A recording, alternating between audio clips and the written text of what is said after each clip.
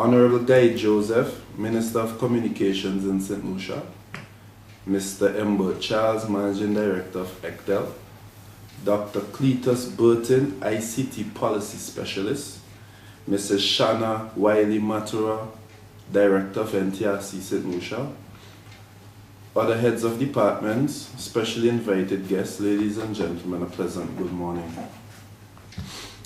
It is with great pleasure that I am before you here today as the Universal Service Fund Administrator at the NTRC St. Vincent to commemorate the 44th anniversary of World Telecommunications Day. I must first apologize for not being able to be with you in person today.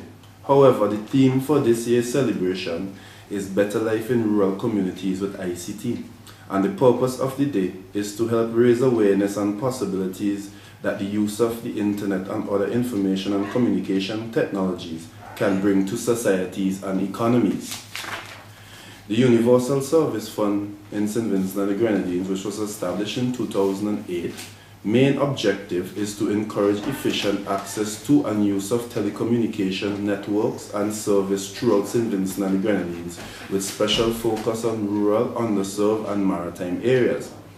Access to telecommunication services, more so the internet, was highlighted as the priority goal of the Universal Service Fund in St. Vincent and the Grenadines, and this is in keeping with the Millennium Development Goals established by the United Nations, whose intention it is to have half of the world's population connected to the internet by 2015.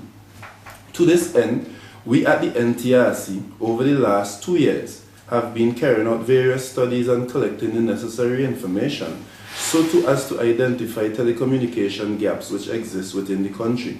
The process also involved the holding of community discussions to get feedback on a one-on-one basis from members of the general public on telecommunication issues affecting the various villages, the most recent of which occurred last Wednesday. As we analyze this information, it feeds into our development of projects that tries to fill the gaps that were identified. One of our first projects was to implement community access points where internet could be accessed 24 hours a day and at no cost to the general public. This project commenced in December of 2010 and will be completed later this month. This project is being executed by Lime after having been awarded a contract under a competitive tender process. This is the first USF project to be implemented in the OECS and gave us some challenges, but with the assistance of the Eastern Caribbean Telecommunications Authority, ECTEL, we were able to resolve these to a benefit to all stakeholders. The project is being executed for a total cost of $427,608.98 and cover a period of 5 years. This project encompasses 28 different locations where high-speed internet access now exists as follows. 13 learning resource centers located in various communities throughout St. Vincent and the Grenadines, the Redemption Sharps Community Center, the Chapman's Village Community Center, 2 resource internet community centers which are run by the Ministry of Rural Transformation, the Salvation Army headquarters located in Kingston, 2 Golden Year activity centers being operated by the NIS located in Black Point and Cane Grove, and 9 rural schools which are the Owea Government School, the Paget Farm Government School, the Myra Government School, the Stephanie Brown Primary School, the Rose Hall Government School, the Pittibodell Secondary School, the Chumuka Government School, the Spring Village Methodist School, and the Fancy Government Schools. Additionally, the Salvation Army, the Chapman's Village Community Center, the 2 Golden Years Activity Center, and the Community Internet Access Points at Orange Hill were all outfitted with computers to assist these organizations in their ongoing drive to provide computer-based services for their respective areas. Anyone visiting these locations will be able to access the internet and browse freely.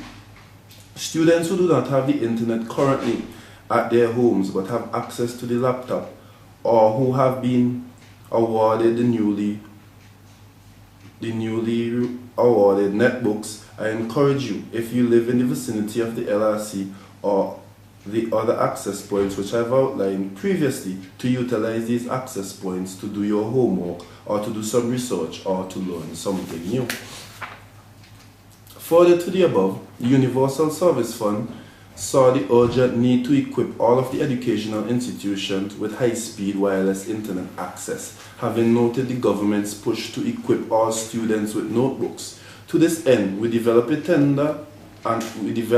and tendered a project in January 2011 to provide high-speed wireless internet access to all the 107 educational institutions in St. Vincent and the Grenadines.